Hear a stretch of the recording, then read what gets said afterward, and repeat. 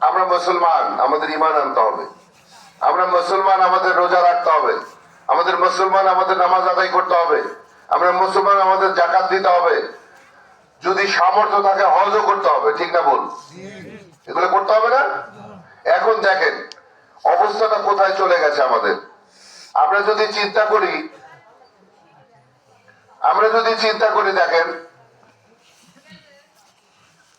আপনারা জানেন এই পৃথিবীতে নামাজ মুসলমানরা পড়ে, কিন্তু কোন মুসলমানের কাছে জিজ্ঞাসা করেন যে আজকের ওয়াক্তের নামাজ হয়েছে, আপনি উত্তর দিতে পারবে? উত্তর দিতে পারবে বলেন? রিয়েলি বলছি, কিন্তু এই কথাগুলো কিন্তু আমি বায়বীয় ভাবে বলছি না। বলতে পারবেন না। রোজা রেখে বলতে পারবেন যে আমার রোজা কবুল হয়েছে? হ্যাঁ। জাকাত দিয়ে বলতে পারবেন জাকাত কবুল হয়েছে? হজ করে বলতে পারবেন যে আমি হজ করে এসেছি, হজ হয়েছে আমার? কেন?